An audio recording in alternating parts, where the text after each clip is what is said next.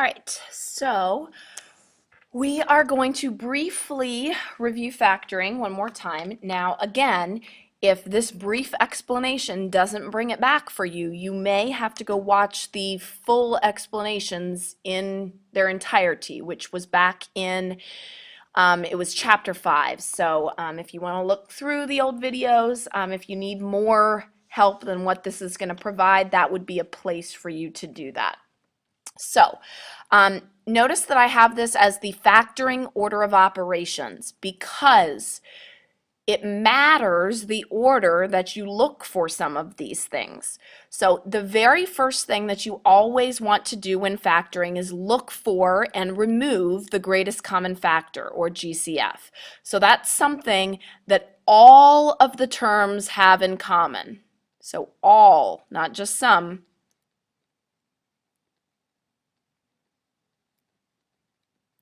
It's a common factor. So what are both 8x cubed and 18x divisible by? And hopefully you do the 8 and the 18 separate from the x terms. So we'll look at the numbers first. The greatest common factor between 8 and 18 is 2. 18 is not divisible by 8. 18 is also not divisible by 4. So 2 is the greatest common factor for the number portion of this. Then we look at the letters and we say that the highest exponent of x that appears in both of them is just an x to the first. Remember that taking out a GCF is like reverse distributing. You then, once you find the GCF, say, what do I multiply 2x by to get 8x cubed? So 2 times what equals 8? 2 times 4. X times what equals x cubed? X squared. So that goes up there. Then I've got a minus sign. Again, what do I multiply 2 by to get 18? 9. X by to get x, just 1, so I don't add anything on to this. So this is how you take out your GCF. Now, this one actually does factor further. Actually, I should have just done that for our difference of squares. So the directions here, it's obviously just to illustrate. So if this were a problem that said factor completely, you would keep going, but the purpose here is just to illustrate GCF. So we've got 2x times 4x squared minus 9. Remember, on all factoring problems, if you multiply it back out, you should get the original. So if I do 2x times 4x squared, I should get 8x cubed. 2x times negative 9 is negative 18x. Notice how this matches my original. If it doesn't, then you didn't do it right. It's not factored correctly. If you don't get the same answer. So here is our answer here. Again, we didn't factor it completely because that's not what this was asking for. Now, after you check for GCF, so we always look for GCF first, then you're going to look for your special products. Here, I do have a GCF with my difference of squares here, so I need to take that out first. They're both divisible by 4, so 4 outside of x squared minus 4. Once I do that, what remains here is what we call a difference of squares. It's when both the first and second term have perfect square roots. So the way that you factor a difference of squares, one of the parentheses is going to have a plus, one is going to have a minus. In the front, it's just going to be the square root of whatever the first term was. And in the back, it's just going to be the square root of whatever the second term was. So square root of the first term, square root of x squared is x, square root of 4 is 2. So don't forget the 4 that was out in front, but it's going to be 2 parentheses, one with a plus, one with a minus. Square root of x squared is x, square root of 4 is 2. I've got it filled out, and there is my answer. Next, PSTs. There is no GCF in this one, so I can't do that. PSTs cannot be differences of squares. Difference of squares always have 2 terms. This has 3. But what is similar between a difference of squares and a perfect square trinomial is that the first and last terms both have perfect square roots. So first and last perfect square roots. So you should be looking for this when you are factoring because it saves you so much time if you notice these. So x to the fourth has a perfect square root, it's x squared. 25 has a perfect square root, it's 5. Now the middle term always has to be 2 times square root of the first times square root of the third. So square root of the first times square root of the third would be 5x squared times 2 is 10x squared. So we know this is a PST. So when you do a PST, the format it takes is it's going to be square root of the first in the front, so that'd be x squared, sine of the middle, so in this case the middle term was negative, so this will be a minus, and then square root of the third term squared. So square root of the third term is 5, x squared minus 5 squared. Now we would look at this, make sure it doesn't factor further since this is a higher order exponent, but this is not a difference of squares in itself, so there's nothing else we can do there. So x squared minus 5 to the second power. All right, next type of special product, and again, we look for these right after we look for the GCFs. Sum and difference of cubes. These are your SOAP problems.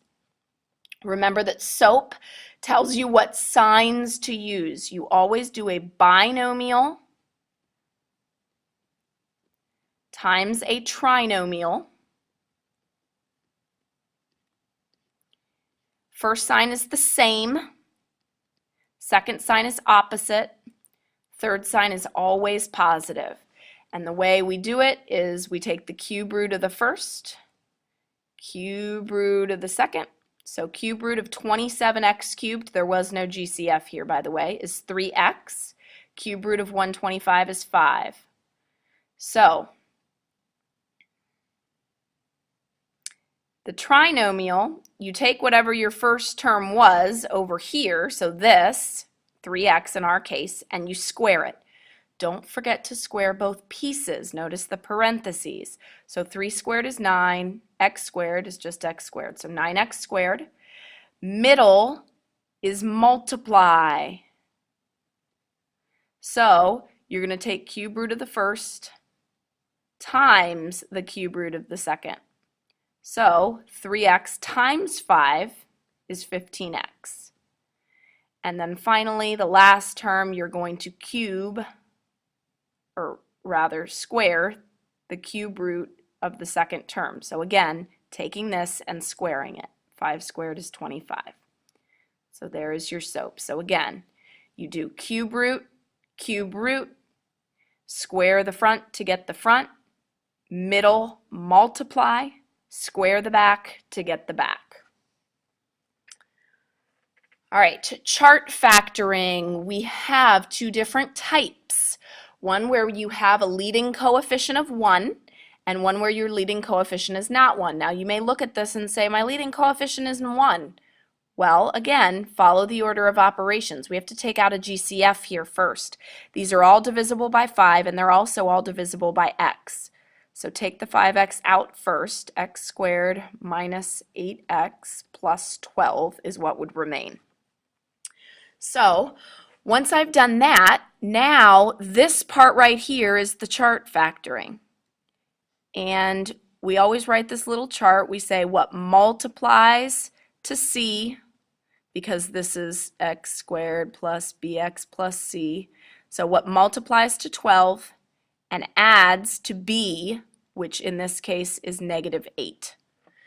Now, if you want two things to multiply to give you a positive and add to give you a negative, that means they both have to be negative, because the only way to multiply and get a positive is for them both to be positive or both to be negative, and the only way to fulfill this requirement is for them both to be negative. So you're looking for factors of 12, both negative, that add to 8.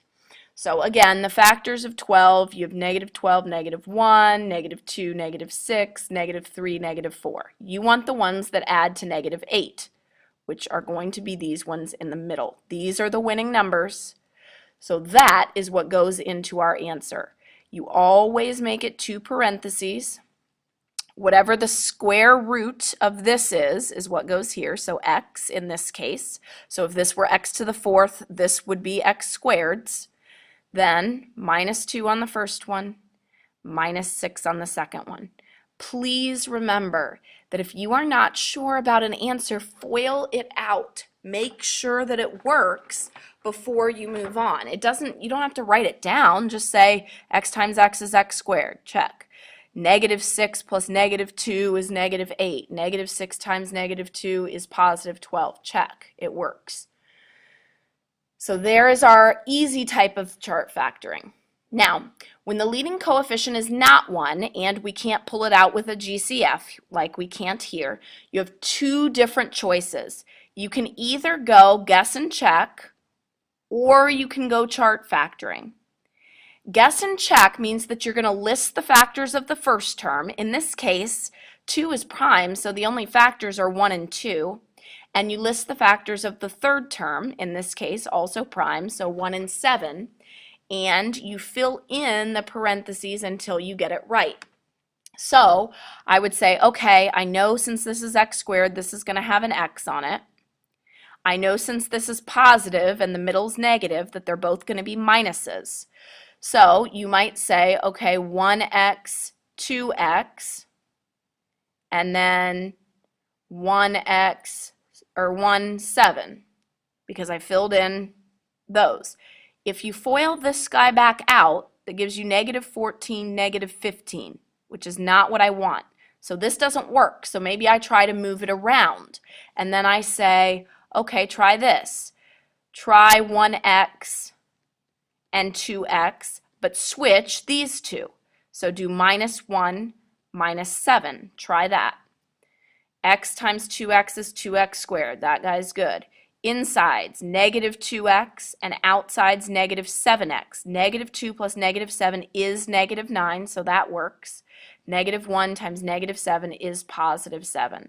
So there is how you can use guess and check. Again, if you have more than one set of factors, it might take you a little longer. People who are good at factors and good at just logically reasoning about how big or small something has to be should do this way, because it's a lot less work. In fact, it's very little work. You just have to know to make sure that you're checking with foiling until you get it right. So you can do it that way. The other way is to use chart factoring. But on this one, remember, it's what multiplies to a times c. So what multiplies to a times c, which would be 2 times 7, is 14, and adds to negative 9. So what multiplies to 14 and adds to negative 9 is negative 7 and negative 2. Now, these do not go in the parentheses. These are the ones that we call split the middle. You cannot, when the leading coefficient is not 1, simply fill minus 7 and minus 2 into parentheses. The first part of your FOIL wouldn't be correct. So you have to split the middle term, so keep the first term the same, 2x squared. We split that negative 9x into negative 7x and negative 2x. Keep the third term the same. And then we factor this part by grouping. And I'm going to go over factoring by grouping over here.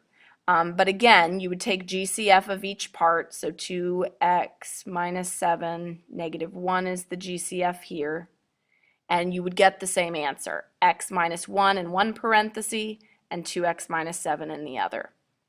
So again, if you're good at factors, guess and check is much quicker. If you're not, you're going to need to know how to split the middle. All right, so factoring by grouping I kind of just reviewed, but the key is when you're factoring by grouping, you have 4 terms. So none of the other ones have 4. Difference of squares, sum and difference of cubes, and GCF could have 2. GCF could have any number, really. PSTs and our chart factoring all have 3 terms. They're trinomials. Factoring by grouping has 4 terms. So what you're going to do is you're going to group the first 2 together and the second 2 together and find their individual GCF. So first group, the GCF between those two is x squared. So I factor that out. That would leave me 3x minus 1 for my first group. The second group, the parenthesis has to be identical. So I know that this has to be 3x minus 1, and I can work backward. What do I multiply 3x by to get 12x? I multiply times positive 4. Double check that the second term comes out. 4 times negative 1 is negative 4, so that works. Then once you do that, you take the fronts and make that your first parenthesis, x squared plus 4, and then you take the matching parentheses as your other in the final answer, so 3x minus 1. Neither of those factor any further since this is not subtraction. That's all we can do, and that is factored completely. All right, so that is your brief review of all the ways of factoring that we have learned. So again, it's, I believe, like section 5.2. If you need to go back and check out the more in-depth or more examples of factoring, and please, please, please, factor each expression completely. Show your work, and please make sure you check to make sure your answer is correct by mentally foiling it back out. All right. We know that we love math. And school without math would be like earth without trees.